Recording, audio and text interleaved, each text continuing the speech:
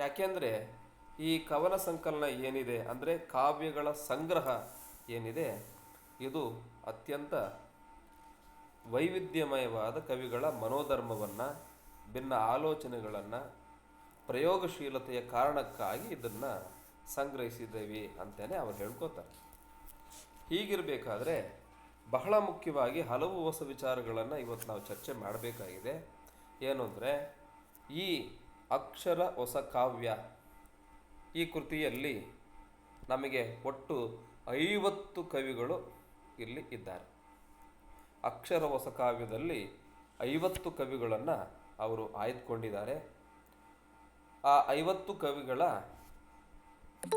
ಹಲವು ಕವಿತೆಗಳನ್ನು ಇಲ್ಲಿ ಸಂಗ್ರಹಿಸಿಕೊಟ್ಟಿದ್ದಾರೆ. ಇನ್ನು ಬಹಳ ಮುಖ್ಯವಾದ ಒಂದು ಮಾಹಿತಿ ಏನಂತಂದರೆ, ಅಕ್ಷರ ಹೊಸ ಕಾವ್ಯದ 50 ಕವಿಗಳಲ್ಲಿ ಕೇವಲ 6 ಜನ ಮಾತ್ರ ಕವಿಯತ್ರಿಯರು, ಅಂದರೆ ಮಹಿಳೆಯರು. ಇನ್ನು ಉಳಿದಂತೆ ಅಷ್ಟೂ ಜನ ಗಂಡಸರೇ ಇದ್ದಾರೆ. ಬಹಳ ಮುಖ್ಯವಾಗಿ ಈ ಅಕ್ಷರ ಹೊಸ ಕಾವ್ಯದಲ್ಲಿರುವ 6 ಜನ ಮಹಿಳಾ ಕವಿಯತ್ರಿಯರು ಯಾರ್ಯಾರು ಅಂತಂದರೆ, Nalini Deshpande, B T Lalitha Nayak, Uttanur Rajamma V Shetty, Vaidehi, Sarvamangala, Prathibha Nandakumar. ಅಕ್ಷರ ಹೊಸ ಕಾವ್ಯದಲ್ಲಿ ಸ್ಥಾನ ಪಡೆದಿರುವ ಕವಿಯತ್ರಿಯರು ಎಷ್ಟು ಜನ ಅಂದರೆ 6 ಜನ. ಈ 6 ಜನ ಕವಿಯತ್ರಿಯರು ಯಾರು ಎಂದರೆ, Nalini Deshpande, B T Lalitha Nayak, Uttanur Rajamma V Shetty, Vaidehi, Sarvamangala ಮತ್ತು ಪ್ರತಿಭಾ ನಂದಕುಮಾರ್. ಹೀಗೆ ಒಟ್ಟು 6 ಜನ ಕವಿಯತ್ರಿಯರು ಇದ್ದಾರೆ. ಈ 6 ಜನ ಕವಿಯತ್ರಿಯರನ್ನು ಹೊರತುಪಡಿಸಿದರೆ ಉಳಿದವರೆಲ್ಲರೂ ಕೂಡ ನಮ್ಮ ಪ್ರಸಿದ್ಧ ಪುರುಷ ಕವಿಗಳೇ ಇದ್ದಾರೆ. ಇದರಲ್ಲಿ ಬಹಳ ಮುಖ್ಯವಾಗಿ ಲಂಕೇಶ್ ಅವರು ಒಂದು ಮಾತನ್ನು ತಮ್ಮ ಪ್ರಸ್ತಾವನೆಯಲ್ಲಿ ಹೇಳ್ತಾ ಇದ್ದಾರೆ. ಏನು ಅಂತಂದರೆ, ನನ್ನ ಉದ್ದೇಶ ಯಾವುದೇ ಒಂದು ಮಿತಿಯುಳ್ಳ ಇಕ್ಕಟ್ಟಾದ ಸಿದ್ಧಾಂತ ಅಥವಾ ಅಭಿರುಚಿಯಿಂದ ಹೊರಟು ಕವನಗಳನ್ನು ಆರಿಸುವುದಲ್ಲ ಅಂತ ನಿಲುವು ತಳೆದರೆ, ಈ ಪುಸ್ತಕದಲ್ಲಿರುವ ಗಂಗಾಧರ ಚಿತ್ತಾಲ ಮತ್ತು ಎ ಕೆ ರಾಮಾನುಜನ್, ಸೂರಂ ಯಕ್ಕುಂಡಿ ಮತ್ತು ಲಕ್ಷ್ಮಣರಾವ್, ಬಿ ಆರ್ ಲಕ್ಷ್ಮಣರಾವ್ ಅವರು ಇಲ್ಲಿ ಒಟ್ಟಿಗೆ ಸೇರುವುದಿಲ್ಲ ಅನ್ನೋ ಬಹಳ ಮುಖ್ಯವಾದ ಒಂದು ಮಾತನ್ನು, ಅದನ್ನು ಉದ್ದೇಶವಾಗಿ ಬಹಳ ಮುಖ್ಯವಾಗಿ ಮೊದಲ ಪುಟದಲ್ಲೇ ದಾಖಲಿಸಿದ್ದಾರೆ. ಅವರು ಹೇಳುವ ಉದ್ದೇಶ, ನನ್ನ ಉದ್ದೇಶ ಯಾವುದೇ ಒಂದು ಮಿತಿಯುಳ್ಳ ಇಕ್ಕಟ್ಟಾದ ಸಿದ್ಧಾಂತ ಅಥವಾ ಅಭಿರುಚಿಯಿಂದ ಹೊರಟು ಕವನಗಳನ್ನು ಆರಿಸುವುದಲ್ಲ. ಇದು ಅವರ ಬಹಳ ಮುಖ್ಯವಾದ ಮಾತು. ಅವರು ಈ ಮಾತನ್ನು ಹೇಳುವುದರ ಮೂಲಕವಾಗಿ ನಾನು ಕವನಗಳನ್ನು ಯಾಕೆ ಆಯ್ಕೆ ಮಾಡಿಕೊಂಡಿದ್ದೀನಿ, ಯಾವ ಉದ್ದೇಶಕ್ಕಾಗಿ ಆಯ್ಕೆ ಮಾಡಿಕೊಂಡಿದ್ದೀನಿ ಅಂತ ಅವ್ರು ಹೇಳ್ತಾರೆ. ಈ ಕವನದ ಪಟ್ಟಿಯನ್ನು ನೋಡಿದರೆ ನಮ್ಮ ಕನ್ನಡದ ಮೇರು ಕವಿಗಳಾಗಿರುವಂತಹ ಬಹುತೇಕ ಜನರು ಇದರಲ್ಲಿ ಇಲ್ಲ. ನೀವು ಬಹಳಷ್ಟು ಜನ ಓದಿರ್ಬೋದು, ಆದರೂ ನಾನು ನೆನಪು ಮಾಡ್ತೇನೆ. ಈ ಕವನ ಸಂಕಲನದಲ್ಲಿ ಕುವೆಂಪು ಅವರು ಸ್ಥಾನ ಬೇಂದ್ರೆಯವರು ಇಲ್ಲಿ ಸ್ಥಾನವನ್ನು ಪಡೆದಿಲ್ಲ ಅನ್ನುವುದಕ್ಕಿಂತ ಅವರನ್ನು ಯಾಕೆ ಕೈ ಬಿಡಲಾಗಿದೆ ಅನ್ನುವ ಮಾತನ್ನು ಲಂಕೇಶೇ ಹೇಳ್ತಾರೆ. ಬೇಂದ್ರೆಯವರ ಕಾವ್ಯದ ಕುರಿತು ಅವರು ಹೇಳುವ ಮಾತು ಹೀಗಿದೆ: ಬೇಂದ್ರೆಯವರು ಈಚೆಗೆ ಹೊಸ ರೀತಿಯಲ್ಲಿ ಗದ್ಯಕ್ಕೆ ಹತ್ತಿರವಾಗಿ ಬರೆಯಲು ಯತ್ನಿಸಿದರೂ ಅವು ಬೇಂದ್ರೆಯವರ ಅತ್ಯುತ್ತಮ ಅರ್ಥವಂತಿಕೆ ಪ್ರತಿನಿಧಿಸಲಾರವು ಮತ್ತು ಇದರಿಂದ ಅವರಿಗೆ ಅನ್ಯಾಯವಾದೀತು ಎಂಬ ಕಾರಣದಿಂದ ಅವರನ್ನು ಸೇರಿಸಿಲ್ಲ ಅಂತ ಹೇಳ್ತಾ ಇದ್ದಾರೆ. ಬಹಳ ಸ್ಪಷ್ಟವಾಗಿ ಬೇಂದ್ರೆಯವರು ಇಲ್ಲಿ ಯಾಕೆ ಸ್ಥಾನವನ್ನು ಪಡೆದಿಲ್ಲ ಅಥವಾ ಅವರ ಕಾವ್ಯಗಳನ್ನು ಇಲ್ಲಿ ಸೇರಿಸುವುದರಿಂದ ಅವರಿಗೇನೆ ಅನ್ಯಾಯ ಆಗುತ್ತೆ ಅನ್ನೋ ಮನೋಧೋರಣೆಯನ್ನು ನಮ್ಮ ಪಿ ಲಂಕೇಶ್ ಹೊಂದಿದ್ರು. ಹಾಗಾಗಿ ಅವರನ್ನು ಇಲ್ಲಿ ಸೇರಿಸಿಲ್ಲ. ಇನ್ನೊಂದು ಬಹಳ ಮುಖ್ಯವಾದ ಪ್ರಶ್ನೆ, ಇಂಥದ್ದು ಪ್ರಶ್ನೆಗಳು ಹೆಚ್ಚು ಬರ್ತಾ ಇದ್ದಾವೆ. ಏನು ಅಂತಂದರೆ, ಈ ಅಕ್ಷರ ಹೊಸಕಾವ್ಯ ಕಾವ್ಯ ಸಂಗ್ರಹವನ್ನು ಅವರು ಸಂಪಾದಿಸಬೇಕಾದರೆ ಪಿ ಲಂಕೇಶ್ ಅವರು 4,000 ಕವನಗಳನ್ನು ಓದಿ ಈ ಅಕ್ಷರ ಹೊಸಕಾವ್ಯ ಎನ್ನುವ ಸಂಗ್ರಹವನ್ನು ಸಂಪಾದನೆ ಮಾಡಿದ್ದಾರೆ. ನೀವಿದನ್ನು ಗುರ್ತು ಮಾಡ್ಕೋಬೇಕು. 4,000 ಪದ್ಯಗಳನ್ನು ಅಥವಾ ಕವಿತೆಗಳನ್ನು ಓದಿ ಅವರು ಈ ಅಕ್ಷರ ಹೊಸಕಾವ್ಯ ಎನ್ನುವ ಸಂಕಲನವನ್ನು ಸಿದ್ಧಪಡಿಸಿದ್ದಾರೆ. ಮುನ್ನುಡಿ ಅಂದರೆ ಪ್ರಸ್ತಾವನೆಯಲ್ಲಿ ಅವರೇ ಇದನ್ನು ಉಲ್ಲೇಖಿಸಿದ್ದಾರೆ. ಬಹಳ ಮುಖ್ಯವಾಗಿ ಇನ್ನು ಈ ಕಾವ್ಯದ ಸಂಕಲನದ ಕುರಿತು ಮಾತಾಡೋದಾದರೆ ಅದರ ಬಹಳಷ್ಟು ಮುಖ್ಯವಾದ ವಿಚಾರಗಳು ಅವರ ಪ್ರಸ್ತಾವನೆಯಲ್ಲೇನೆ ದಾಖಲಾಗ್ತಾ ಹೋಗಿದೆ. ಏನು ಅಂತಂದರೆ ನೋಡಿ, ಕರ್ಕೆಗಾಡ್ ಎನ್ನುವ ಒಬ್ಬ ಕವಿ. ಈ ಕವಿಯ ದೇಶ ಯಾವುದು, ಭಾಷೆ ಯಾವುದು ಅನ್ನೋದ್ರ ಕುರಿತು ಇಲ್ಲಿ ಉಲ್ಲೇಖ ಇಲ್ಲ. ಕರ್ಕೆಗಾಡ್ ಎನ್ನುವ ಕವಿ ಒಂದು ಉಲ್ಲೇಖ ಇಲ್ಲಿದೆ. ಏನು ಅಂದರೆ, ನಿಮ್ಮ ದೇವಸ್ಥಾನಗಳನ್ನು ಸುಟ್ಟು ಹಾಕಿ ಅಂತ ಈ ರೀತಿಯ ಹೇಳಿಕೆಯನ್ನು ಕೊಟ್ಟು ಇದು ಯಾವ ಕವಿಯದು ಅಂತ ಕೇಳಬಹುದು. ಅಕ್ಷರ ಹೊಸಕಾವ್ಯದ ಪ್ರಸ್ತಾವನೆಯಲ್ಲಿರುವ ಈ ಮಾತೇನಿದೆ, ನಿಮ್ಮ ದೇವಸ್ಥಾನಗಳನ್ನು ಸುಟ್ಟು ಹಾಕಿ ಎಂದು ಹೇಳಿದ ಕವಿ ಯಾರು ಅಂತಂದರೆ ಕರ್ಕೆಗಾಡ್. ನಂತರದಲ್ಲಿ ಗಮನಿಸೋದಾದರೆ ಇಲ್ಲಿ ಕುವೆಂಪು ಮಾತೊಂದನ್ನು ಅವರು ಉಲ್ಲೇಖ ಮಾಡಿದ್ದಾರೆ. ಕುವೆಂಪು ಅವರು ತಮ್ಮ ಕಾಲದ ವಿಮರ್ಶೆಗಳಿಗೆ ಉತ್ತರಗಳನ್ನು ಕೊಡ್ತಾನೆ ವಿಮರ್ಶೆ, ಕಾವ್ಯ, ನಾಟಕ ಎಲ್ಲದರಲ್ಲೂ ಸಕ್ರಿಯವಾಗಿ ಅವರು ತೊಡಗಿಸ್ಕೊಂಡಿದ್ದರು. ಅವರು ಅಂದರೆ ಕುವೆಂಪು ಅವರು ಕವಿಗಳ ಕುರಿತು ಒಂದು ಮಾತು ಇಲ್ಲಿ ಉಲ್ಲೇಖಿಸಲ್ಪಟ್ಟಿದೆ. ಪಿ ಲಂಕೇಶ್ ಉಲ್ಲೇಖಿಸಿದ್ದಾರೆ. ಏನು ಅಂತಂದರೆ, ಖಡ್ಗಗಳಿಗೆಮ್ಮುಸಿರೆ ಹರಿವಜ್ರ ಸಾಣೆ, ನಮ್ಮ ಲೇಖನಿಗಿಂತ ಬರಸಿಡಿಲ ಕಾಣೆ.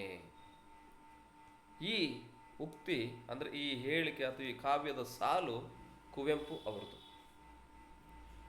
ಖಡ್ಗಗಳಿಗೆಮ್ಮುಸಿರೆ ಹರಿವಜ್ರ ಸಾಣೆ, ನಮ್ಮ ಲೇಖನಿಗಿಂತ ಬರಸಿಡಿಲ ಕಾಣೆ. ಇದು ಕುವೆಂಪು ಅವರ ಬಹಳ ಮುಖ್ಯವಾದ ಒಂದು ಕಾವ್ಯದ ಸಾಲು. ಹಾಗೆಯೇ ಇನ್ನೊಂದು ಸಾಲನ್ನು, ಪ್ರಸಿದ್ಧವಾದ ಮಾತನ್ನು ಉಲ್ಲೇಖಿಸೋದಾದರೆ ಅಡಿಗರದ ಒಂದು ಪದ್ಯದ ಸಾಲು ಬಹಳ ಮುಖ್ಯವಾದ ಸಾಲು. ತಳದಲ್ಲಿ ಕೂತಿದ್ದ ಕೊಳೆ ಕಸರಾಡಿಯೆಲ್ಲ ಈಗ ಮೇಲೆದ್ದು ಬಂದು ಕನ್ನಡಿಯಂತ ನೀರು ಕಲಕಿದೆ. ಇದು ಅಡಿಗರ ಪ್ರಸಿದ್ಧವಾದ ಕಾವ್ಯದ ಸಾಲು. ತಳದಲ್ಲಿ ಕೂತಿದ್ದ ಕೊಳೆ ಕಸ ರಾಡಿಯೆಲ್ಲ ಈಗ ಮೇಲೆದ್ದು ಬಂದು ಕನ್ನಡಿಯಂತ ನೀರು ಕಲಕಿದೆ. ಇದು ಬಹಳ ಮುಖ್ಯವಾದ ಒಂದು ಕಾವ್ಯದ ಸಾಲು. ಇದನ್ನು ನೀವು ಗಮನದಲ್ಲಿ ಇಟ್ಕೊಳ್ಬೇಕು. ಹಾಗೆಯೇ ಇನ್ನೊಂದು ಮಾತನ್ನು ಗಮನಿಸೋದಾದರೆ ನೋಡಿ, ನಿಮಗೆಲ್ರಿಗೂ ಕಿಟ್ಟೆಲ್ ಗೊತ್ತಿದ್ದಾರೆ. ಕಿಟ್ಟೆಲ್ ಅವರು ನಮಗೆ ಸಾಕಷ್ಟು ಸೇವೆಯನ್ನು ಮಾಡಿದ್ದಾರೆ, ಕನ್ನಡದ ಸೇವೆಯನ್ನು ಮಾಡಿದ್ದಾರೆ. ಅವರು ಹಲವು ಹಳಗನ್ನಡ ಕೃತಿಗಳನ್ನು ಸಂಪಾದಿಸಿದ್ದಾರೆ, ಡಿಕ್ಷನರಿಯನ್ನು ಸಂಪಾದಿಸಿಕೊಟ್ಟಿದ್ದಾರೆ, ವ್ಯಾಕರಣ ಪುಸ್ತಕ, ಎಷ್ಟು ಕೆಲಸ ಮಾಡಿದ್ದಾರೆ ಕಿಟ್ಟೆಲ್ ಅವರು. ಆ ಕಿಟ್ಟೆಲ್ ಅವರ ಬಗ್ಗೆ ಒಂದು ಕವಿತೆ ಇಲ್ಲಿದೆ. ಅಂದರೆ ಕಿಟ್ಟೆಲ್ಲನ ಹೆಸರಿನಲ್ಲಿ ಒಂದು ಕವಿತೆ ಇದೆ. ಏನು ಅಂದರೆ ನೋಡಿ, ಕಿಟ್ಟೆಲ್ ಕೋಶದ 153ನೇ ಪುಟದಲ್ಲಿ, ಕಿಟ್ಟೆಲ್ ಕೋಶದ 153ನೇ ಪುಟದಲ್ಲಿ ಇದು BC ರಾಮಚಂದ್ರ ಶರ್ಮರ ಒಂದು ಕಾವ್ಯದ ಸಾಲು. ನೀವು ಗಮನಿಸಿ, ಈ ಸಾಲುಗಳು ಎಷ್ಟು ವೈವಿಧ್ಯಮಯವಾಗಿದ್ದಾವೆ ಅಂತ. ನಮ್ಮ ರಾಮಚಂದ್ರ ಶರ್ಮ ಅವರು ಕಿಟಲ್ ಕೋಶದ 153ನೇ ಪುಟದಲ್ಲಿ ಎನ್ನುವ ಕಾವ್ಯದ ಸಾಲಿನಲ್ಲಿ ಲಂಕೇಶರು ಹೇಳುವ ಹಾಗೆ ಅವರ ತುಂಟತನ, ಬುದ್ಧಿವಂತಿಕೆ ಅಂತಕ್ಕಂಥದ್ದು ಎದ್ದು ಕಾಣುತ್ತೆ ಅಂತ ಉಲ್ಲೇಖಿಸ್ತಾರೆ. ಹಾಗೆಯೇ ನಮ್ಮ ಎಚ್.ಎಸ್. ಬಿಳಿಗಿರಿ ಅವರದು ಬಹಳ ಪ್ರಸಿದ್ಧವಾದ ಒಂದು ಕವಿತೆ ಇದೆ. ಎಚ್.ಎಸ್. ಬಿಳಿಗಿರಿ ಅವರದು ಎಚ್.ಎಸ್. ಬಿಳಿಗಿರಿ ಅವರ ಬಹಳ ಪ್ರಸಿದ್ಧವಾದ ಕವಿತೆ ಕಾಮ್ರೇಡ್ ವಿಮರ್ಶಕ ಅಂತ. ಕಾಮ್ರೇಡ್ ವಿಮರ್ಶಕ ಇದು ನಮ್ಮ ಎಚ್.ಎಸ್. ಬಿಳಿಗಿರಿಯವರ ಪ್ರಸಿದ್ಧವಾದ ಒಂದು ಕವಿತೆ. ಹಾಗೆಯೇ ಅವರದು ಇನ್ನೊಂದು ಕವಿತೆಯು ಕೂಡ ಬಹಳ ಮುಖ್ಯವಾದ ಕವಿತೆ ಇದೆ. ಅದು ಯಾವುದು ಅಂತಂದರೆ ಸೋಮಾರಿ ಅಂತ. ಕಾಮ್ರೇಡ್ ವಿಮರ್ಶಕ ಎಚ್.ಎಸ್. ಬಿಳಿಗಿರಿ ಅವರದೇ. ಸೋಮಾರಿ ಅನ್ನುವ ಕವಿತೆಯು ಕೂಡ ಎಚ್.ಎಸ್. ಬಿಳಿಗಿರಿ ಅವರದೇನೆ, ನಾವು ಗಮನದಲ್ಲಿ ಇಟ್ಕೊಳ್ಬೇಕು. ಕನ್ನಡ ಕಾವ್ಯ ಸಂದರ್ಭದಲ್ಲಿ ನವೋದಯದ ಕೊನೆಯ ಘಟ್ಟದಲ್ಲಿ ಮತ್ತು ನವ್ಯದ ಕಾಲಘಟ್ಟದಲ್ಲಿಯೂ ಕೂಡ ತಮ್ಮನ್ನು ಸದಾ ಸಕ್ರಿಯವಾಗಿ ತೊಡಗಿಸಿಕೊಂಡಿದ್ದ ನಮ್ಮ ನೆಚ್ಚಿನ ಕೆ.ಎಸ್. ನರಸಿಂಹಸ್ವಾಮಿಯವರು ಮತ್ತು ನವ್ಯದ ಪ್ರವರ್ತಕರಾಗಿ ಗುರುತಿಸಲ್ಪಡುವ, ಅಂದರೆ ಬಹುಮುಖ್ಯ ಕವಿಯಾಗಿ ಗುರುತಿಸಲ್ಪಡುವ ಗೋಪಾಲಕೃಷ್ಣ ಅಡಿಗರ ನಡುವೆ ಬಹಳ ದೊಡ್ಡ ಒಂದು ತಾತ್ವಿಕವಾದ ಒಂದು ಜಗಳ ನಡೀತಾ ಇತ್ತು. ಆ ಜಗಳಗಳು ಹೇಗಿದ್ದವು ಅಂತಂದರೆ, ಅವರು ಕವಿತೆಗಳ ಮೂಲಕವಾಗಿಯೇ ಸಾಹಿತ್ಯ ಲೋಕವನ್ನು ವಿಸ್ತರಿಸಿದವರು ಅಂತೇಳಿ ನಾವು ಗಮನಿಸ್ತೀವಿ. ಹಾಗಾಗಿ ಅವರು ಒಬ್ರಿಗೊಬ್ಬರು ಕವಿತೆಗಳನ್ನು ಬರೆದೇನೆ ಪ್ರಶ್ನಿಸ್ಕೊಳ್ಳೋದು, ವಿರೋಧಿಸ್ಕೊಳ್ಳೋದು, ವೈರುಧ್ಯಗಳನ್ನು ಹೊರಗಾಕೋದು ಮಾಡ್ತಾಯಿದ್ರು. ಅಂತಹ ಸಂದರ್ಭದಲ್ಲಿ ಬಹಳ ಮುಖ್ಯವಾದ ಕವಿತೆಗಳನ್ನು ಅವರಿಬ್ಬರೂ ಬರೆದಿದ್ದಾರೆ. ನಮ್ಮ ಅಡಿಗರು ಕೆ.ಎಸ್. ನರಸಿಂಹಸ್ವಾಮಿಯವರಿಗೆ ಒಂದು ಪದ್ಯ ಬರೆದಿದ್ದಾರೆ. ಆ ಪದ್ಯದ ಹೆಸರು ಪುಷ್ಪ ಕವಿಯ ಪರಾಕು ಅಂಥೇಳಿ. ಪುಷ್ಪ ಕವಿಯ ಪರಾಕು ಎನ್ನುವ ಕವಿತೆಯನ್ನು ಬರೆದವರು ಗೋಪಾಲಕೃಷ್ಣ ಅಡಿಗರು. ಇದು ನಮ್ಮ ಕೆ.ಎಸ್. ನರಸಿಂಹಸ್ವಾಮಿಯವರನ್ನು ವ್ಯಂಗ್ಯವಾಗಿಸಿ ಅವರ ಕಾವ್ಯದ ಆಯಾಮಗಳನ್ನು ಟೀಕಿಸುವ ನಿಟ್ಟಿನಲ್ಲಿ ಬರೆದ ಕವಿತೆ ಆಗಿದೆ ಅನ್ನುವುದನ್ನು ಕೂಡ ನೀವು ಜ್ಞಾಪಕಕ್ಕೆ ತೆಗೆದುಕೊಳ್ಳಿ. ಹಾಗೆಯೇ ನಮ್ಮ ಹಲವು ಕವಿಗಳು ಬಹಳ ಮುಖ್ಯವಾಗಿ ಇಲ್ಲಿ ನೆನಪಾಗ್ತಾರೆ. ಅಂದರೆ ಈ ಕಾವ್ಯ ಸಂದರ್ಭಗಳೇನಿದ್ದಾವೆ ಅವುಗಳ ಹಿನ್ನೆಲೆಯಲ್ಲಿ ಇಲ್ಲಿ ಆಯ್ಕೆ ಮಾಡಿಕೊಳ್ಬೇಕಾದ್ರೆ ಮುಖ್ಯವಾದ ಕವಿತೆಗಳನ್ನು ಇಲ್ಲಿ ನಾನು ಅವರ ಕಾವ್ಯದ ಸಾಲುಗಳನ್ನು ಇಲ್ಲಿ ಉಲ್ಲೇಖಿಸ್ತಾ ಹೋಗ್ತೇನೆ. ನೀವು ಇಷ್ಟು ಸಮಾಧಾನವಾಗಿ ಹೇಳೋದ್ರಿಂದ ನಿಮಗೆ ಬರ್ಕೊಳ್ಳೋದು ಕೂಡ ಅವಕಾಶ ಆಗುತ್ತೆ ಅನ್ನೋ ಕಾರಣಕ್ಕೆ ಹೆಚ್ಚು ವ್ಯವಧಾನದಿಂದ ನಾನು ಇದನ್ನು ಹೇಳ್ತಾ ಹೋಗ್ತಾ ಇದ್ದೀನಿ. ಈ ಸಂಕಲನದಲ್ಲಿ ಒಟ್ಟು 6 ಮಹಿಳಾ ಕವಿಯತ್ರಿರು ಇದ್ದಾರೆ ಅಂಥೇಳಿ ನಿಮಗೆ ನಾನು ಪ್ರಸ್ತಾಪಿಸಿದೆ. ಅವರಲ್ಲಿ ಬಹಳ ಮುಖ್ಯರಾದವರು, ಇವತ್ತಿಗೂ ಕ್ರಿಯಾಶೀಲರಾಗಿ ಬರೀತಾ ಇರೋರು ಹಲವು ಜನ ಇದ್ದಾರೆ.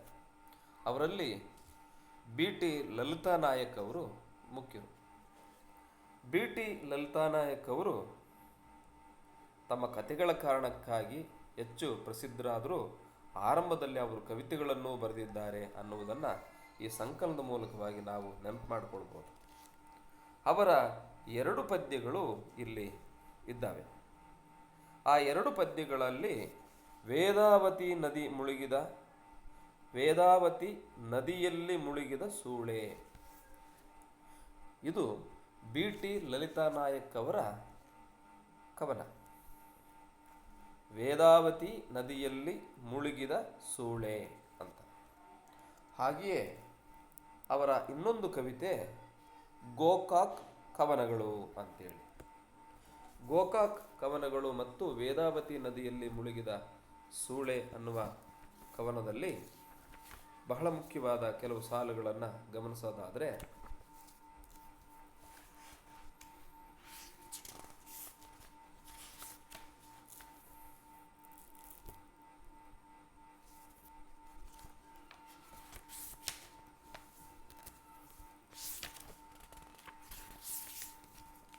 ವೇದಾವತಿ ನದಿಯಲ್ಲಿ ಮುಳುಗಿದ ಸೂಳೆ ಆ ಕವಿತೆಯಲ್ಲಿ ಮುಖ್ಯವಾದ ಸಾಲೊಂದು ಹೀಗೆ ಬರುತ್ತೆ.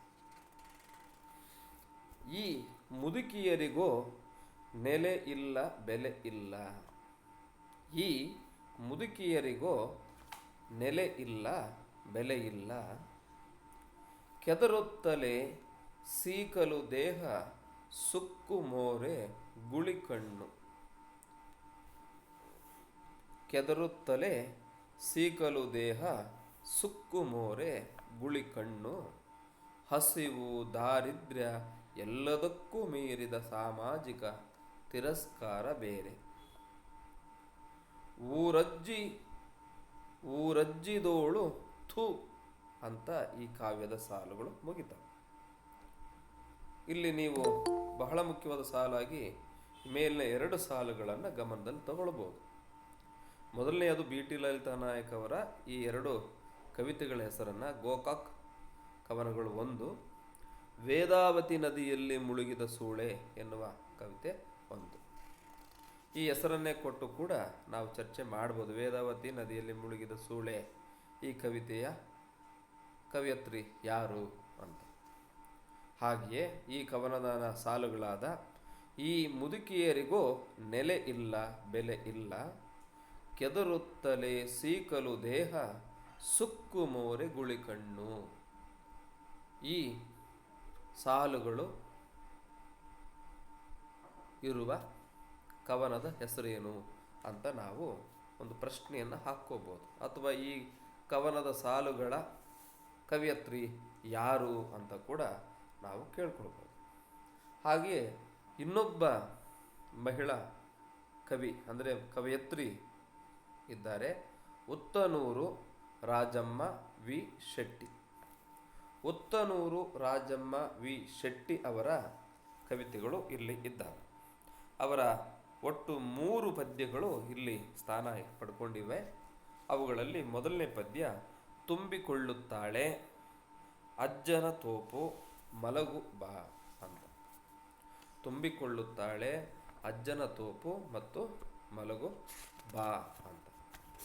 ಈ ಉತ್ತನೂರು ರಾಜಮ್ಮ ವಿ ಶೆಟ್ಟಿಯವರು ಕವಿತೆಗಳು, ಈ 3 ಕವಿತೆಗಳಲ್ಲಿ ನಾವು ಸಣ್ಣ ಸಣ್ಣ ಪದ್ಯಗಳು ಇವುಗಳನ್ನು ಗಮನಿಸೋದಾದರೆ,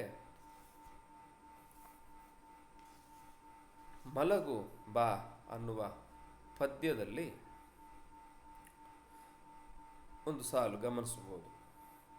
ನೋವುಗಳನ್ನು ಒಲವುಗಳನ್ನು ಮಾಗಿಸಿ, ನೋವುಗಳನ್ನು ಒಲವುಗಳನ್ನು ಮಾಗಿಸಿ ಹೆರಬೇಕು ನೀನು ತುಂಬಿಕೋ ತಂಗಾಳಿ.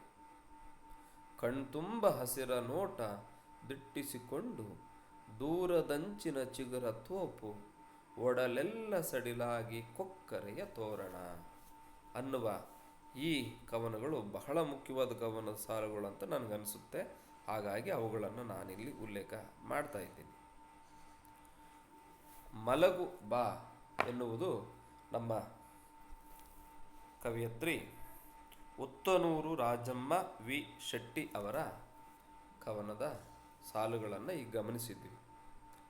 ಮಲಗು ಬಾ ಕವಿತೆಯ ಸಾಲುಗಳು ನೋವುಗಳನ್ನು ಒಲವುಗಳನ್ನು ಮಾಗಿಸಿ ಹೆರಬೇಕು ನೀನು ತುಂಬಿಕೋ ಗಾಳಿ.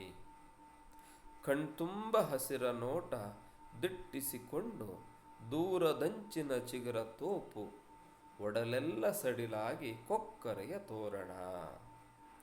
ಇಲ್ಲಿ ಈ ಕೊನೆಯ 2 ಸಾಲುಗಳನ್ನು ಉಲ್ಲೇಖಿಸಿ ಪ್ರಶ್ನೆ ಮೂಡಬಹುದಾದ ಸಾಧ್ಯತೆಗಳನ್ನು ನಾವು ಗಮನಿಸ್ಬೋದು.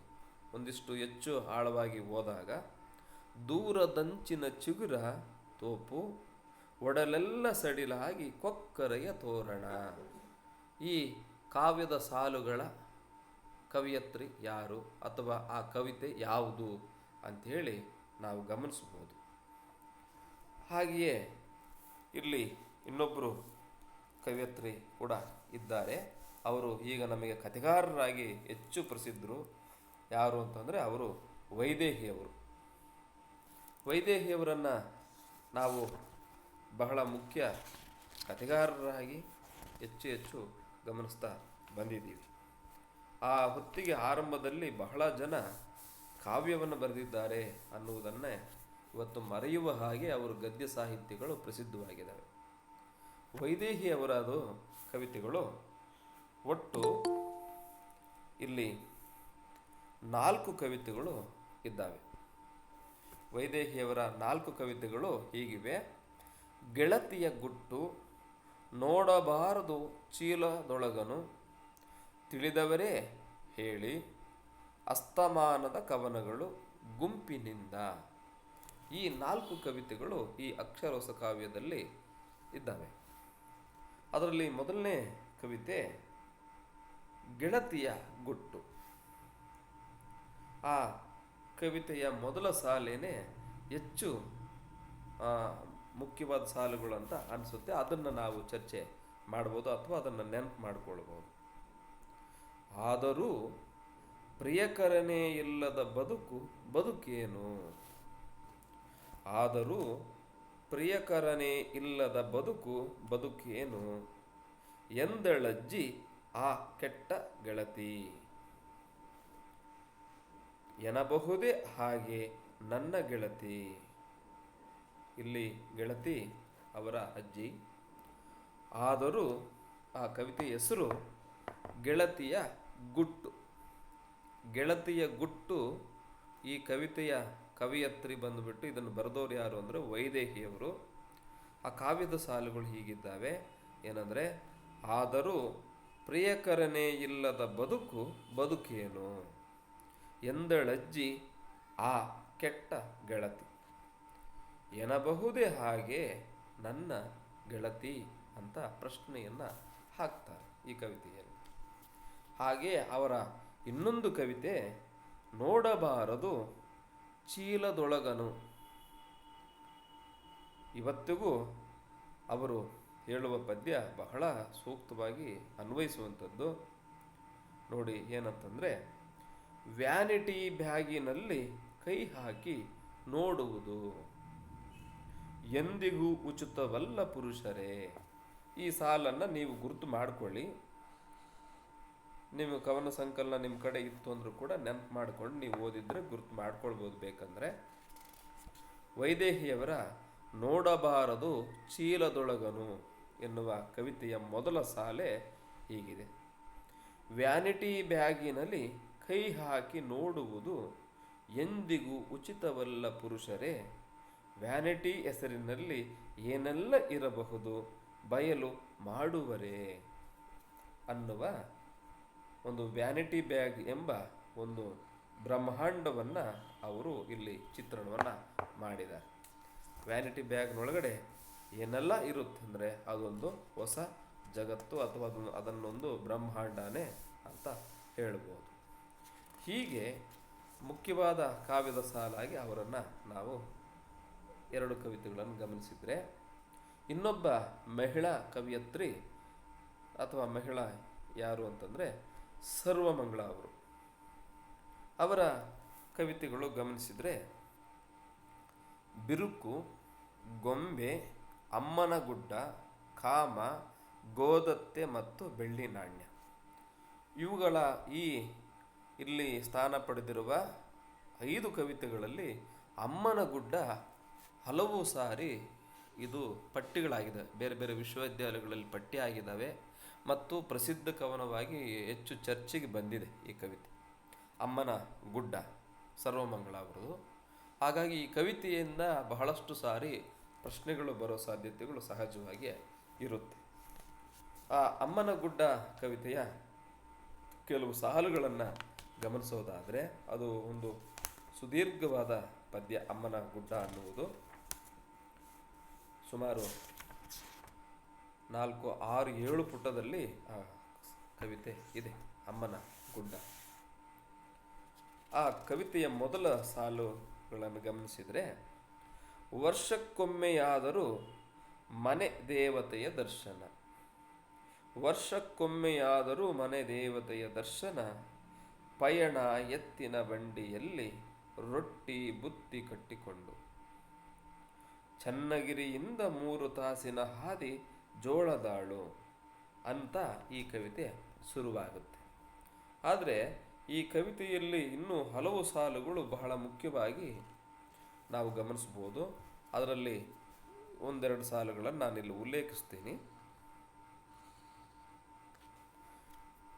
ತೊಟ್ಟ ಲಂಗ ಹರಿಸಿಕೊಳ್ಳದೆ ನಾನು ಹಿಂದಿರುಗಿದ್ದೇ ಇಲ್ಲ. ತೊಟ್ಟ ಲಂಗ ಹರಿಸಿಕೊಳ್ಳದೆ ನಾನು ಹಿಂದಿರುಗಿದ್ದೇ ಇಲ್ಲ. ಅಮ್ಮನ ಗುಡ್ಡ ಭಯ ದಿಗಿಲಿನ ಗುಪ್ತ ತಾಣ ನನಗೆ.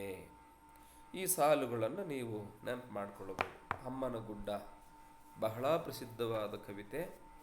ಈ ಕವಿತೆಯಲ್ಲಿ ಬಹಳ ಮುಖ್ಯವಾದ ಸಾಲುಗಳು ಸಾಕಷ್ಟಿದ್ದಾವೆ. ಸಮಯದ ಅಭಾವದಿಂದ ನಾನು ಹಾಗೆ ಒಂದು ಎರಡು ಕವಿತೆಗಳನ್ನು ಇಲ್ಲಿ ಮೇಲ್ನೋಟಕ್ಕೆ ಉಲ್ಲೇಖಿಸ್ತಾ ಇವತ್ತಿನ ತರಗತಿಗೆ ನಾನು ಸಾಕ್ತಾ ಇದ್ದೀನಿ. ಹಾಗಾಗಿ ಇನ್ನು ವೈದೇಹಿ, ಸರ್ವಮಂಗಳ,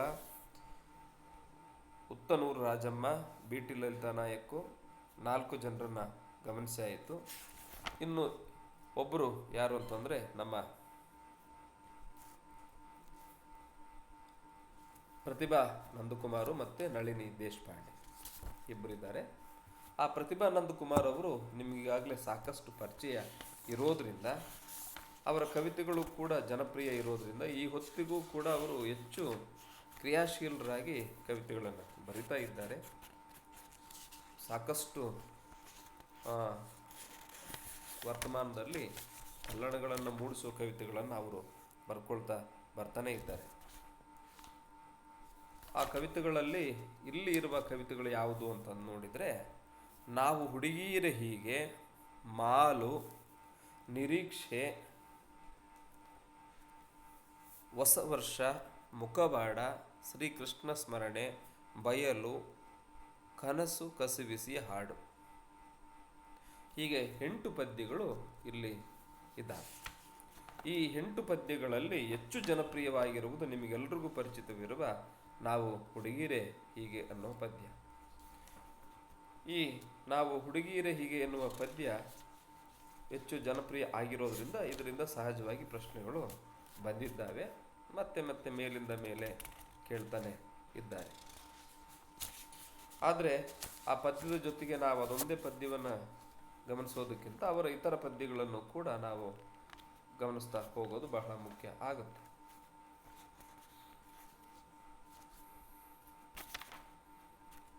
ಅವರ ಮಾಲು ಅಂಥೇಳಿ ಒಂದು ಪದ್ಯ ಇದೆ.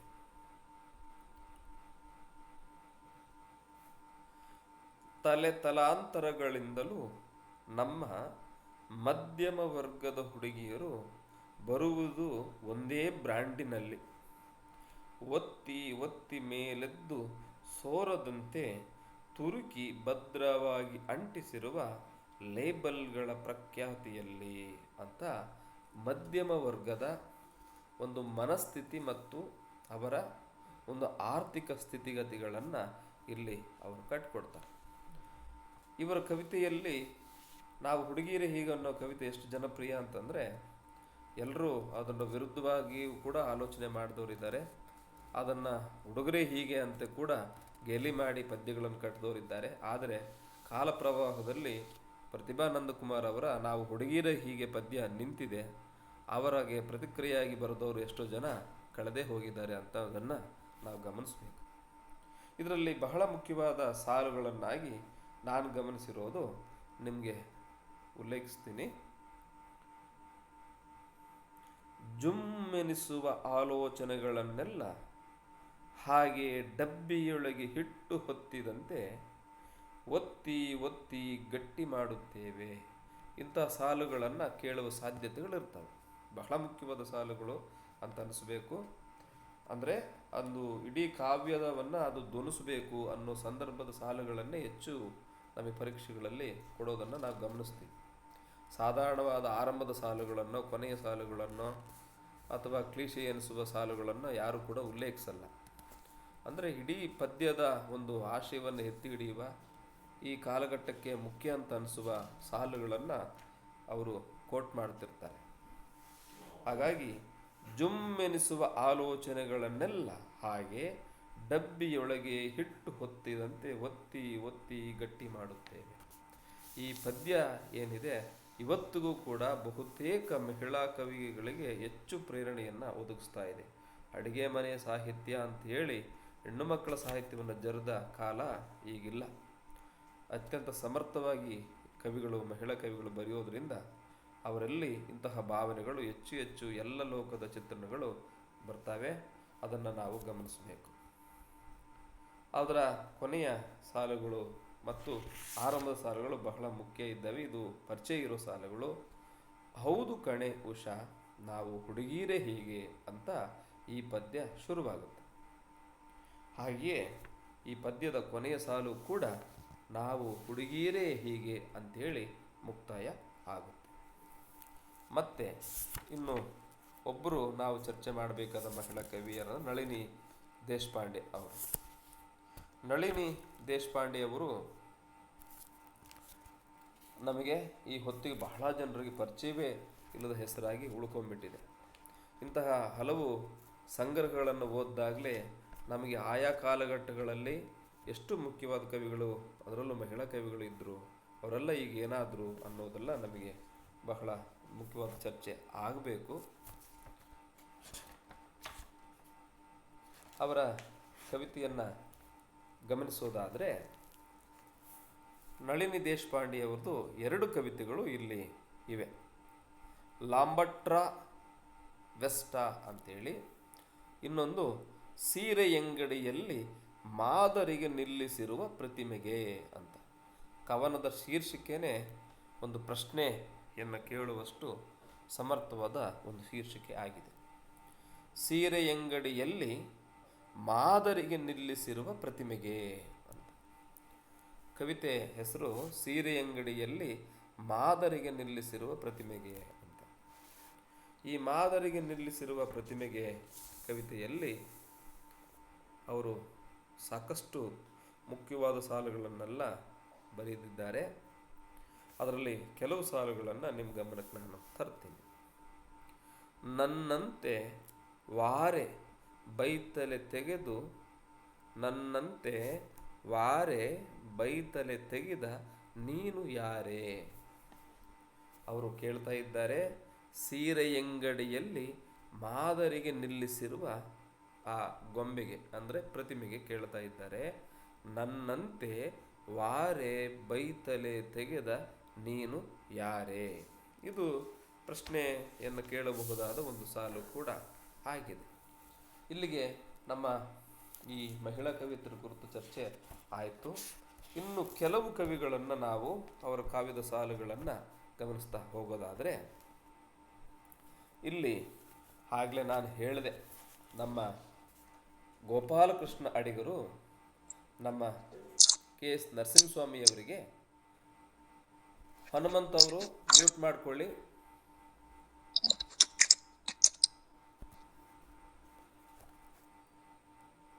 ಬರೆದ ಒಂದು ಟೀಕಿಸಿ ಬರೆದ ಕಾವ್ಯ ಯಾವುದಂದರೆ ಪುಷ್ಪಕವಿಯ ಪರಾಗು. ಅವರಿವರದೇನು ಬರೆದಾರು ಬಿಡು ಕೊರೆದಾರು, ಕರುಣೆಯಿಲ್ಲದೆ ರಸಿಕರೆದೆಯ ಕೊರತೆಯೇ ಕವಿಗಳಿಗೆ.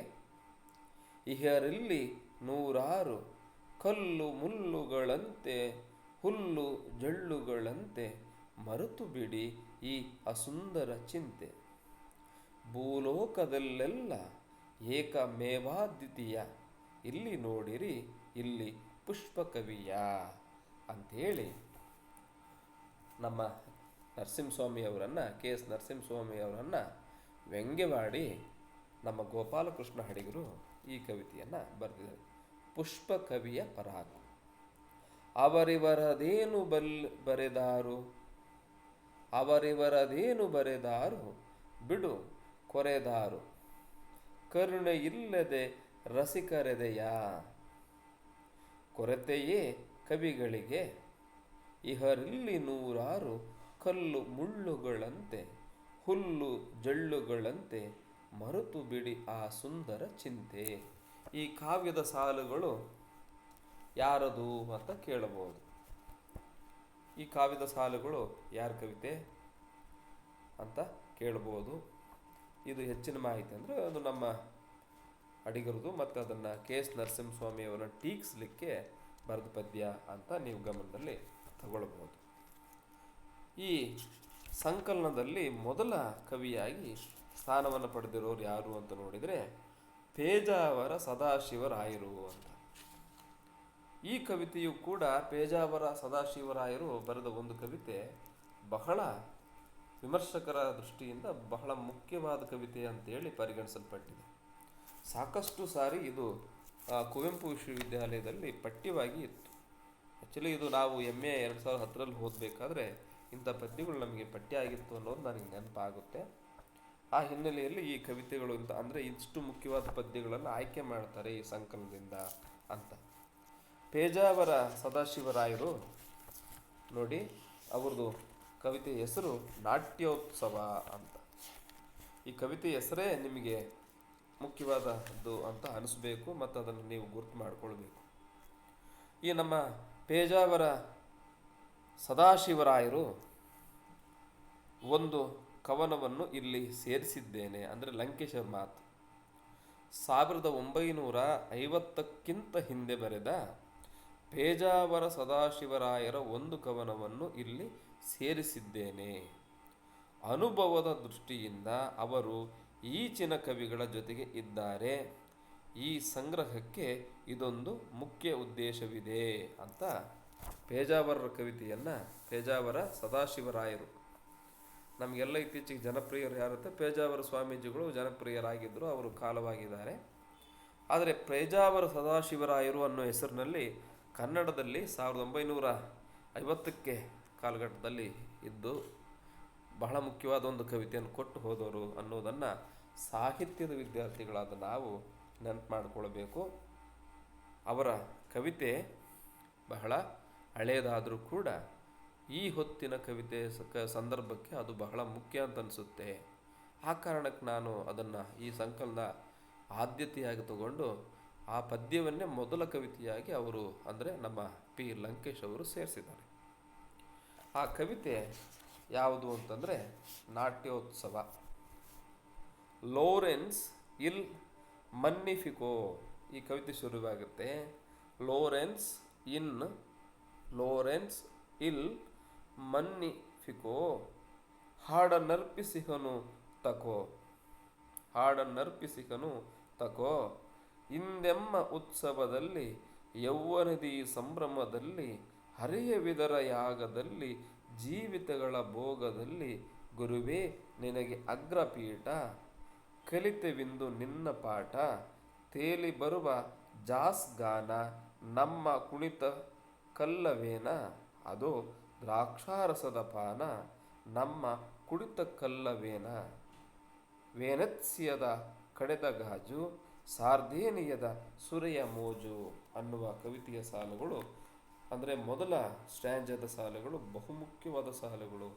ಇವುಗಳನ್ನು ನೀವು ಗಮನಿಸಬೇಕು. ಅದರಲ್ಲಿಯೂ ಬಹಳ ಮುಖ್ಯವಾದ ಯಾವುದು ಅಂತಂದರೆ, ಗುರುವೇ ನಿನಗೆ ಅಗ್ರಪೀಠ, ಕಲಿತವಿಂದು ನಿನ್ನ ಪಾಠ, ತೇಲಿ ಬರುವ ಜಾಸ್ಗಾನ ನಮ್ಮ ಕುಣಿತ ಕಲ್ಲವೇನ, ಅದು ದ್ರಾಕ್ಷರಸದ ಪಾನ ನಮ್ಮ ಕುಡಿತ ಕಲ್ಲವೇನ ಅನ್ನುವ ಸಾಲುಗಳೇನಿದ್ದಾವೆ ಇವುಗಳನ್ನು ನಾವು ಗುರುತು ಮಾಡಿಕೊಳ್ಬೋದು.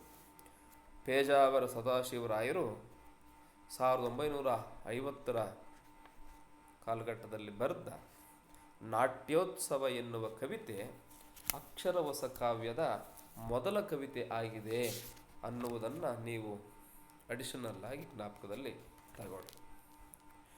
ನಂತರದಲ್ಲಿ ನಮ್ಮ ಪುಷ್ಪಕವಿಯ ಪರಾಕು ಅಂಥೇಳಿ ವ್ಯಂಗ್ಯ ಮಾಡಿದವರು ಅಡಿಗರು. ಆ ಪುಷ್ಪಕವಿ ಯಾರು ಅಂತಂದರೆ ನಮ್ಮ KS ನರಸಿಂಹಸ್ವಾಮಿಯವರು. ಅವರ ಪ್ರಸಿದ್ಧವಾದ ಪಠ್ಯಗಳಲ್ಲೆಲ್ಲ ಇದ್ದ ಕವಿತೆ, ಬಹಳ ಮುಖ್ಯವಾದ ಕವಿತೆಗಳು ಇದರಲ್ಲಿ ಇದ್ದಾವೆ. ಅದರಲ್ಲಿ ಮೊದಲನೆಯದು ಇಡದಿರು ನನ್ನ ನಿನ್ನ ಸಿಂಹಾಸನದ ಮೇಲೆ ಅಂತ. ಇದು ಬಹಳ ಮುಖ್ಯವಾದ ಕನ್ನಡದ ಒಂದು ಪ್ರಾತಿನಿಧಿಕ ಕವಿತೆಗಳಲ್ಲಿ ಒಂದು. KS ನರಸಿಂಹಸ್ವಾಮಿಯವರು ಬರೆದಿರುವ ಇಡದಿರು ನನ್ನ ನಿನ್ನ ಸಿಂಹಾಸನದ ಮೇಲೆ ಅನ್ನೋ ಕವಿತೆ ನೋಡಿ. ಅವ್ರು ಹೇಳ್ತಾರೆ, ಇಡದಿರು ನನ್ನ ನಿನ್ನ ಸಿಂಹಾಸನದ ಮೇಲೆ, ತೊಡಿಸದಿರು ಚಂದ್ರ ಕಿರೀಟವನು, ಕೊರಳಿಗೆ ಬಾರ ನನಗೆ ನಕ್ಷತ್ರ ಮಾಲಿಕೆ, ನಾನೊಲ್ಲೆ ದೊರೆತನವನು ಅನ್ನುವ ಸಾಲುಗಳು ಈ ಪದ್ಯದ ಆರಂಭದ ಸಾಲುಗಳು. ಬಹಳ ಮುಖ್ಯವಾದ ಸಾಲುಗಳು. ನೀವು ಇದನ್ನು ಗುರ್ತು ಮಾಡಿಕೊಳ್ಬೋದು. ಅಂದರೆ ಇಡದಿರು ನನ್ನ ನಿನ್ನ ಸಿಂಹಾಸನದ ಮೇಲೆ ಎನ್ನುವ ಈ ಕವಿತೆ ಸಾಲುಗಳು ಬಹಳ ಮುಖ್ಯವಾದ ಸಾಲುಗಳನ್ನು ನೀವು ಗಮನಿಸಬಹುದು. ಅದರ ಜೊತೆಗೆ ಅವರ ಇನ್ನೂ ಕೆಲವು ಪದ್ಯಗಳು ಕೂಡ ಇಲ್ಲಿದ್ದಾವೆ. ಮೊನ್ನೆ ಅವರ ಅಂದರೆ ಕೆಸೆಟ್ ಮತ್ತು ಈ ಹಿನ್ನೆಲೆಗಳಲ್ಲಿ ಹೆಚ್ಚು ಬರುವ ಸಾಧ್ಯತೆಗಳು ಇರ್ತವೆ. ಮೈಸೂರು ಯೂನಿವರ್ಸಿಟಿಯ PhD ಪ್ರವೇಶ ಪರೀಕ್ಷೆ ಸಂದರ್ಭದಲ್ಲಿ ನಾನು ನಿನ್ನೆ ಕಳೆದ ನಮ್ಮ ವಿದ್ಯಾರ್ಥಿಗಳ ಜೊತೆ ಚರ್ಚಿಸುತ್ತಿದ್ದ ಒಂದು ಪದ್ಯ ಹೆಸರು ಪ್ರಸ್ತಾಪ ಮಾಡಿದ್ದೆ, ಮನೆಯಿಂದ ಮನೆಗೆ ಅಂತ. ನಮ್ಮ ಆನ್ಲೈನ್ ತರಗತಿಗಳಲ್ಲಿ ಬರುವ ಸಾಕಷ್ಟು ತರಗತಿಗಳಿಂದ ಹೆಚ್ಚು ಪ್ರಶ್ನೆಗಳು ಬರ್ತಾ ಇದ್ದಾವೆ ಅನ್ನೋದನ್ನು ನೀವು ರೆಗ್ಯುಲರಾಗಿ ಅಟೆಂಡ್ ಮಾಡೋರು ಅದನ್ನು ತಿಳಿತೀರಿ. ಹಾಗಾಗಿ ಈ ತರಗತಿಗಳನ್ನು ನೀವು ರೆಗ್ಯುಲರಾಗಿ ನಡೆಸ್ತಾ ಇರ್ತೀವಿ, ನೀವು ಕೇಳಬೇಕು. ಮತ್ತು ಅನುಕೂಲ ಇದ್ದವರಿಗೆ ನೀವು ಇದನ್ನು ಹಂಚಿ ಅವರನ್ನು ಕೂಡ ತರಗತಿ ಕರ್ತರಬೇಕು ಅಂತ ಕೇಳ್ಕೊತೀವಿ. ಇಲ್ಲಿ ಅವರದ್ದು ಇನ್ನೊಂದು ಪದ್ಯ ಗಡಿಯಾರದಂಗಡಿಯ ಮುಂದೆ. ಇದು ನಮ್ಮ KS ನರಸಿಂಹಸ್ವಾಮಿಯವರ ಪದ್ಯ. ಗಡಿಯಾರದಂಗಡಿಯ ಮುಂದೆ. ಗಡಿಯಾರದಂಗಡಿಯ ಮುಂದೆ ಬೆದರಿದೆ ಕುದುರೆ. ಗಡಿಯಾರದಂಗಡಿಯ ಮುಂದೆ ಬೆದರಿದೆ ಕುದುರೆ, ಕಣ್ಣ ಪಟ್ಟಿಯ ಕಂಡು ಕನ್ನಡಿಯಲ್ಲಿ. ಈ ಸಾಲುಗಳನ್ನು ಕೇಳುವ ಸಾಧ್ಯತೆ ಅಂದರೆ ಇರುತ್ತೆ. ಈ ಥರದ ಮಹತ್ವದ ಸಾಲುಗಳನ್ನೇ ಕೇಳೋದು ಅಂತ. ಅಂದರೆ ಗಡಿಯಾರದಂಗಡಿಯ ಮುಂದೆ ಬೆದರಿದೆ ಕುದುರೆ, ಕಣ್ಣ ಪಟ್ಟಿಯ ಕಂಡು ಕನ್ನಡಿಯಲ್ಲಿ. ಗಂಟೆ ಎಷ್ಟೆಂದು ಕೇಳಿದರೇನ ಹೇಳಲಿ,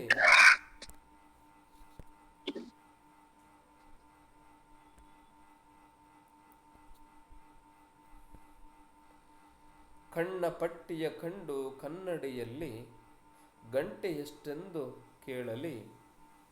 ಅವ್ರು ಹೇಳ್ತಾರೆ ಎಷ್ಟೊಂದು ಗಡಿಯಾರ ಅಂಗಡಿಯಲ್ಲಿ. ಈ 4 ಸಾಲುಗಳು ಬಹಳ ಮುಖ್ಯವಾದ ಕಾವ್ಯದ ಸಾಲುಗಳು. ಇದನ್ನು ನಾವು KS ನರಸಿಂಹಸ್ವಾಮಿಯವರ ಗಡಿಯಾರದ ಅಂಗಡಿಯ ಮುಂದೆ ಎನ್ನುವ ಕವನ ಸಂಕಲನದಿಂದ, ಅಂದರೆ ಕವನ ಸಂಕಲನ ಅಲ್ಲ, ಕವಿತೆಯಿಂದ ಆಯ್ದುಕೊಂಡಿದ್ದೀವಿ.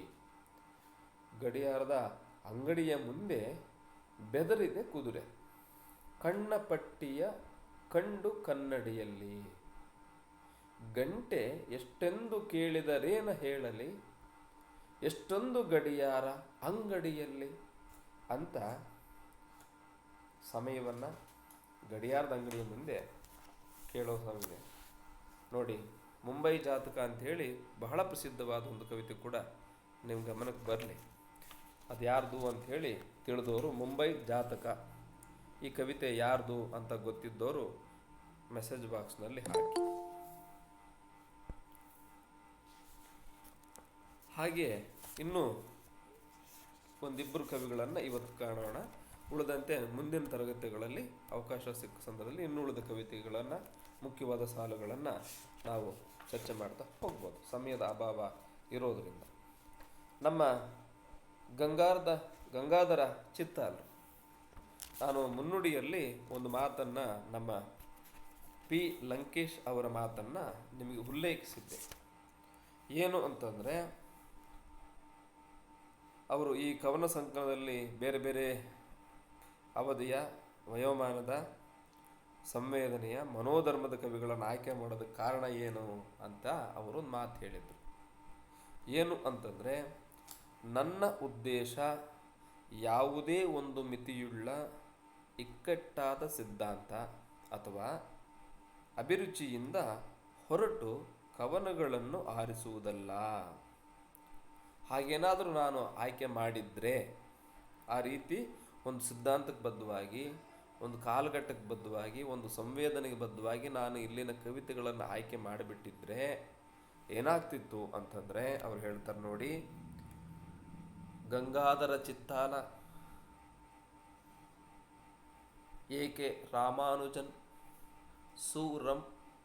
ಯಕ್ಕುಂಡಿ ಹಾಗೂ ಬಿ.ಆರ್. ಲಕ್ಷ್ಮಣರಾವ್ ಇವರು ಈ ಸಂಪುಟದಲ್ಲಿ ಅವಕಾಶ ಪಡಿತಿದ್ದಿಲ್ಲ ಅಥವಾ ಇವರು ಕವಿತೆಗಳು ಇಲ್ಲಿ ಇರ್ತಿದ್ದಿಲ್ಲ ಅಂತ ಪಿ. ಲಂಕೇಶ್ ಹೇಳ್ತಾರೆ. ಇವರೆಲ್ಲರೂ ಬಹಳ ಮುಖ್ಯವಾದ ಕವಿಗಳೇ. ಆದರೆ ನಾವು ಒಂದು ಇಸಮ್ಗೆ ಒಳಗಾಗಿ ಒಂದು ಸಂಪುಟವನ್ನು ತಯಾರು ಮಾಡಿದ್ವಿ ಅಂದರೆ, ಒಂದು ಸಿದ್ಧಾಂತಕ್ಕೆ ಬದ್ಧವಾಗಿ ತಯಾರು ಮಾಡಿದ್ವಿ ಅಂದರೆ, ಅಥವಾ ಒಂದು ಕಾಲಘಟ್ಟ ಅಂತ ತಯಾರು ಮಾಡಿದ್ವಿ ಅಂದರೆ ಇಲ್ಲಿ ಅವರು ಅವಕಾಶವನ್ನು ಪಡೆದೇ ಹೋಗ್ಬೋದು. ನೋಡಿ, 1950ರ ಕಾಲಘಟ್ಟದಲ್ಲಿ ಬರೆದ ಪೇಜಾವರ ಸದಾಶಿವರಾಯರ ಕವಿತೆನೂ ಇಲ್ಲಿದೆ. ಆ ನಂತರದಲ್ಲಿ ಬಹಳ ಮುಖ್ಯವಾಗಿ ಬರೆದ ಬೇಂದ್ರೆ, ಕುವೆಂಪು ಅವರ ಕವಿತೆಗಳು ಇಲ್ಲಿಲ್ಲ. ಅದಕ್ಕೆ ಕಾರಣಗಳನ್ನು ನಮ್ಮ ಪಿ. ಲಂಕೇಶ್ ಕೊಟ್ಟಿದ್ದಾರೆ. ಹಾಗೆಯೇ ಇಲ್ಲಿ ಒಂದು ಅವಕಾಶವನ್ನು ಪಡೆದಿರುವ, ಅಂದರೆ ಇಲ್ಲಿ ಕವಿತೆಯನ್ನು ಉಳಿಸಿಕೊಂಡಿರುವ ಗಂಗಾಧರ ಚಿತ್ತಾಲರ ಕವಿತೆ ಯಾವುದು ಅಂತಂದರೆ ಕಾಮಸೂತ್ರ ಅಂತ. ಗಂಗಾಧರ ಚಿತ್ತಾಲರ ಕವಿತೆ ಕಾಮಸೂತ್ರ. ಮತ್ತು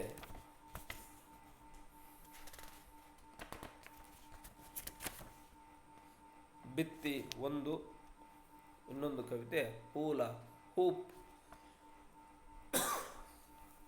ಇಲ್ಲಿ ಈ ಕಾಮಸೂತ್ರ ಎನ್ನುವ ಕವಿತೆಯ ಕೆಲವು ಸಾಲುಗಳನ್ನು ಗಮನಿಸಿಕೊಂಡು ನಾವು ಇನ್ನೊಂದು ಕವಿಯನ್ನು ಗಮನಿಸಿ ತರಗತಿಯನ್ನು ಮುಗಿಸ್ತೇನೆ ನಾನು.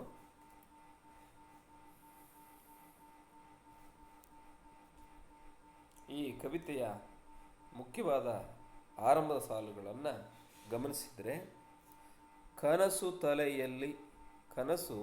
ತಲೆಯಲ್ಲಿ ತುಂಬಿದಂಥ ಹುಡುಗ, ಕಳ್ಳ ನೋಟವ ಕಸಿದುಕೊಳ್ಳುವ ಹುಡುಗ, ಕೊಬ್ಬೇರಿ ನಡೆದಿರುವೆ ಮಬ್ಬಿನಲ್ಲಿ, ಬಾಳ ದಿಬ್ಬವ ನೇರ್ವ ಉಬ್ಬಿನಲಿ ಅಂತ.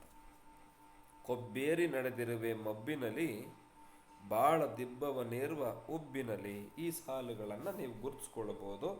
ಈ ಸಂಕಲನ ನಿಮ್ಮ ಕಡೆ ಇತ್ತಂದರೆ ಈ ಕವಿತೆಯನ್ನು ಓದಿ ಇನ್ನೂ ಯಾವುದಾದ್ರು ಮುಖ್ಯವಾದ ಸಾಲುಗಳಿದ್ದಾವೆ ಅನ್ನುವುದನ್ನು ಕೂಡ ನೀವು ನಮ್ಮ ಜೊತೆ ಹಂಚಿಕೊಳ್ಳಬಹುದು. ಹಾಗೆಯೇ ಈ ಕವಿತೆಯ ಹೆಸರನ್ನು ಕೂಡ ನೀವು ಬಹಳ ಮುಖ್ಯವಾಗಿ ಜ್ಞಾಪಕ ಇಟ್ಕೊಳ್ಬೇಕು. ಗಂಗಾಧರ ಚಿತ್ತಾಲರ ಕವಿತೆಯ ಹೆಸರು ಕಾಮಸೂತ್ರ ಅಂತೇಳಿ.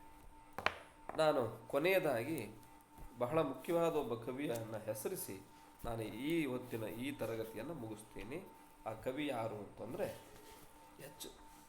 ಎಚ್ ಗೋವಿಂದಯ್ಯನವರು. ಎಚ್ ಗೋವಿಂದಯ್ಯ ಇವತ್ತು ನಮ್ಮ ಜೊತೆ ಇದ್ದಾರೆ ಮೈಸೂರಿನಲ್ಲಿ. ಕನ್ನಡದ ವಿಶೇಷವಾದ ಕವಿ ಇವರು. ಏನು ವಿಶೇಷ ಅಂತಂದರೆ, ಇವರ ಕವಿಗತೆಗಳು ಬಹಳ ಜನಪ್ರಿಯ ಆಗಿದ್ದಾವೆ. ಆದರೆ ಅವರು ಇಲ್ಲಿಯವರೆಗೂ ಒಂದೂ ಕವನ ಸಂಕಲನ ಅವರು ತಂದಿಲ್ಲ. ಇದೊಂದು ವಿಶೇಷವಾದ ಮಾಹಿತಿ, ನಿಮಗೆಲ್ಲರೂ ಕೆಲವರಿಗೆ ಗೊತ್ತಿರ್ಬೋದು, ಆದರೂ ಇದನ್ನು ನಾನು ನೆನಪಿಸ್ತೇನೆ. ಅಂದರೆ ನಮ್ಮ ಈ ಹೊತ್ತು ನಾವು ಕಂಡ್ರೆ ಎಷ್ಟೋ ಜನ ನಿಮ್ಮ ಗೆಳೆಯರ ಬಳಗದಲ್ಲಿ ಕವಿಗಳೆಲ್ಲ ಇರ್ಬೋದು. ನಾನು 10 ಸಂಕಲನ ತಂದಿದ್ದೀನಿ, ನಾನು 5 ಸಂಕಲನ ತಂದಿದ್ದೀನಿ, ನಾನು 8 ಸಂಕಲನ ತಂದಿದ್ದೀನಿ, ಇಷ್ಟು ಪುಸ್ತಕ ಬರೆದಿದ್ದೀನಿ ಅಂತ ಲೆಕ್ಕ ಹೇಳುವ ಕವಿಗಳನ್ನು ನಾವು ಕಾಣ್ತೀವಿ. ಆದರೆ ಕವನ ಸಂಕಲನವೇ ಪ್ರಕಟಿಸದೆ ಇಡೀ ಕನ್ನಡ ಸಾಹಿತ್ಯ ಸಂದರ್ಭದಲ್ಲಿ, ಅದರಲ್ಲೂ ಕಾವ್ಯ ಸಂದರ್ಭದಲ್ಲಿ ಬಹಳ ಮುಖ್ಯವಾಗಿ ಹೆಸರು ಉಳಿಸ್ಕೊಂಡಿರೋ ಕವಿ ಯಾರು ಅಂತಂದರೆ ನಮ್ಮ ಎಚ್ ಗೋವಿಂದಯ್ಯನವರು. ಅವರ ಆ ಆ ಆ ಆ ಮತ್ತು ಅನ್ನೋ ಒಂದು ಕವಿತೆ ಮತ್ತು ಅಪ್ಪನಿಗೆ ಒಂದು ಪತ್ರ ಎನ್ನುವ ಕವಿತೆ ಇಲ್ಲಿ ಇದ್ದಾವೆ. ಈ ಅ ಆ ಅಂತ ನಾವು ಏನು ಆರಂಭದಲ್ಲಿ ಅಂಗನವಾಡಿಯಿಂದ ಶುರು ಮಾಡಿಕೊಂಡಾಗಲೇ ನಾವು ಯಾವ್ದು ಶುರು ಮಾಡ್ತೀವಿ, ಆ ಬರಹಗಳನ್ನು, ಕನ್ನಡದ ಅಕ್ಷರಮಾಲೆಯ ಮೊದಲ ಅಕ್ಷರಗಳನ್ನೇ ಗೋವಿಂದಯ್ಯನವರು ತಮ್ಮ ಶೀರ್ಷಿಕೆಯಾಗಿ ಇಟ್ಕೊಂಡರು. ಎಚ್ ಗೋವಿಂದಯ್ಯನವರು ಆ ಆ ಮತ್ತು ಏನು ಅಂತಂದರೆ, ಅವರು ಬರೆದ ಕವಿತೆಯ ಕೆಲವು ಸಾಲುಗಳನ್ನು ಗಮನಿಸಿ ನಾವು ಈ ತರಗತಿಯನ್ನು ಕೊನೆಗೊಳಿಸೋಣ. ಅವ್ವನ ಎದೆಗೂಡೊಳಗೆ, ಇದನ್ನು ನೀವು ಗುರ್ತು ಮಾಡಿಕೊಳ್ಬೋದು. ಅವ್ವನ ಎದೆಗೂಡೊಳಗೆ ತೆವಳಿ ನಿಂತು ನಡೆದಾಡುವ ಹೆಜ್ಜೆಗಳು ಇಸ್ಕೋಲು ಗೋಡೆಗಳ ನಡುವೆ ನಿಂತೇ ಬಿಟ್ಟಾಗ ಕರಿಕೆನ್ನೆಯ ಮೇಲೆ ಹುರಿಗೊಂಡಿದ್ದ ಅಪ್ಪನ ಮೀಸೆ ನಾಮದ ಮೇಷ್ಟರ ಕಾಲಿಗೆ ಬಿದ್ದು ನೆಲ ನೋಡಿತು. ಬಹಳ ಮುಖ್ಯವಾದ ಸಾಲುಗಳು. ಇಡೀ ಕವಿತೆಯೇ ಕನ್ನಡ ಕಾವ್ಯ ಸಂದರ್ಭಕ್ಕೆ ಪುನರ್ಚೇತನವನ್ನು ಕೊಡುವ ಒಂದು ಕವಿತೆ ಇದು. ನೀವು ಸಾಧ್ಯವಾದರೆ ಓದಿ, ಹುಡುಕಿಯಾದರೂ ಓದಿದ್ರೆ ಮತ್ತೆ ನೀವು ಇನ್ನೊಂದು ಸಾರಿ ಕೂಡ ನೆನಪು ಮಾಡಿಕೊಂಡು ಇದನ್ನು ಚರ್ಚೆ ಮಾಡ್ಬೋದು. ಅವ್ವನ ಎದೆಗೂಡೊಳಗೆ ತೆವಳಿ ನಿಂತು ನಡೆದಾಡುವ ಹೆಜ್ಜೆಗಳು, ಇಸ್ಕೋಲು ಗೋಡೆಗಳ ನಡುವೆ ನಿಂತೇ ಬಿಟ್ಟಾಗ ಕರಿಕೆನ್ನೆಯ ಮೇಲೆ ಹುರಿಗೊಂಡಿದ್ದ ಅಪ್ಪನ ಮೀಸೆ ನಾಮದ ಮೇಷ್ಟ್ರ ಕಾಲಿಗೆ ಬಿದ್ದು ನೆಲ ನೋಡ್ತು ಅನ್ನೋದು ಗೋವಿಂದಯ್ಯನವರ ಆ ಆ ಮತ್ತು ಎನ್ನುವ ಕವಿತೆಯ ಒಂದು ಸಾಲುಗಳು. ಇನ್ನೂ ಬಹಳ ಮುಖ್ಯವಾದ ಸಾಲುಗಳು ಈ ಕವಿತೆಯಲ್ಲಿ ಇದ್ದಾವೆ. ಆದಾಗಿ ಇನ್ನೊಂದು ಕವಿತೆ ಅವರದು ನಾನು ಹೇಳಿ ಮುಗಿಸ್ತೇನೆ. ಅವರ ಇನ್ನೊಂದು ಪದ್ಯ, ಈ ಸಂಕಲನದಲ್ಲಿರುವ 2 ಪದ್ಯಗಳು. ಅದರಲ್ಲಿ ಎರಡನೇದು ಅಪ್ಪನಿಗೆ ಒಂದು ಪತ್ರ. ಆ ಅಪ್ಪನಿಗೆ ಒಂದು ಪತ್ರದಲ್ಲಿ ಅವರ ಕೊನೆಯ ಸಾಲುಗಳನ್ನು ಗಮನಿಸೋದಾದರೆ,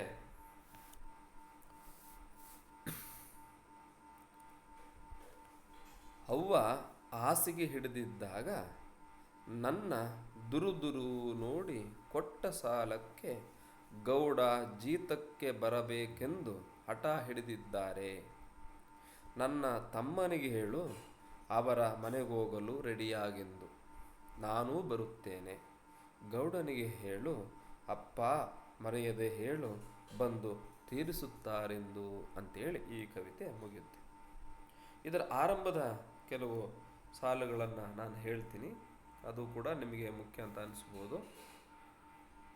ಅಪ್ಪ ಅಂದು ನಾ ಹಾಕಿದ್ದ ಅರ್ಜಿಗೆ ಒಂದು ಕೆಲಸ ಸಿಕ್ಕಿದೆ ಇಂದು. ಅಪ್ಪ ಅಂದು ನಾ ಹಾಕಿದ್ದ ಅರ್ಜಿಗೆ ಒಂದು ಕೆಲಸ ಸಿಕ್ಕಿದೆ ಇಂದು. ಇನ್ನು ಹುಡುಕಬೇಡ ನನ್ನ ಸುಮ್ಮನೆ. ಗೌಡರ ಕೈಯಲ್ಲಿ ಪೇಪರಲ್ಲಿ ಕಾಣೆಯಾಗಿದ್ದೇನೆ ಎಂದು ಬರೆಸಬೇಡ. ನೀವು ಈ ಸಾಲುಗಳನ್ನು ಜ್ಞಾಪಕಿಟ್ಕೊಳ್ಳಿ. ಗೌಡರ ಕೈಯಲ್ಲಿ ಪೇಪರಲ್ಲಿ ಕಾಣೆಯಾಗಿದ್ದಾನೆ ಎಂದು ಬರೆಸಬೇಡ. ಅವ್ವನಿಗೂ ಹೇಳು ಅಳಬೇಡೆಂದು. ಇನ್ನೇನು ಇಷ್ಟರಲ್ಲೇ ಬಂದು ಬಿಡುತ್ತಾನೆಂದು ಅಂತ. ಇಲ್ಲಿಗೆ ಈ ಕವಿತೆ ಸಾಲುಗಳನ್ನು ಚರ್ಚಿಸುವ ಸಮಯ ಮುಗಿಯಿತು. ಈ ಸುದೀರ್ಘ ಅವಧಿಗೆ ಈ ಕೃತಿಯನ್ನು ಇನ್ನೂ ಬೇರೆ ಬೇರೆ ದೃಷ್ಟಿಕೋನಗಳನ್ನು ಚರ್ಚೆ ಮಾಡಬೇಕಾಗಿದೆ. ಹಾಗಾಗಿ ನಾನು ಒಂದು ಆಕಸ್ಮಿಕ ತಯಾರಿಯಾಗಿ ಈ ಪದ್ಯದ ಸಂಕಲನವನ್ನು ಕಣ್ಣಾಡಿಸಬೇಕಾದ್ರೆ ಹಲವರು ಕೇಳಿಕೊಂಡ ಹಿನ್ನೆಲೆಯಲ್ಲಿ ಇದನ್ನು ನಾನು ಹೇಳಿದೆ. ಈ ತರಗತಿಯ ಹಿನ್ನೆಲೆಯಲ್ಲಿ ಕೆಲವು ಪ್ರಶ್ನೆಗಳನ್ನು ನಾನು ನಿಮಗೆ ಕೇಳ್ತೀನಿ. ಆ ಪ್ರಶ್ನೆಗೆ ತಾವು ಉತ್ತರಗಳನ್ನು ಇಲ್ಲಿ ಹಾಕಬೇಕು, ಅಂದರೆ ಮೆಸೇಜ್ ಬಾಕ್ಸ್ನಲ್ಲಿ ಹಾಕಬೇಕು.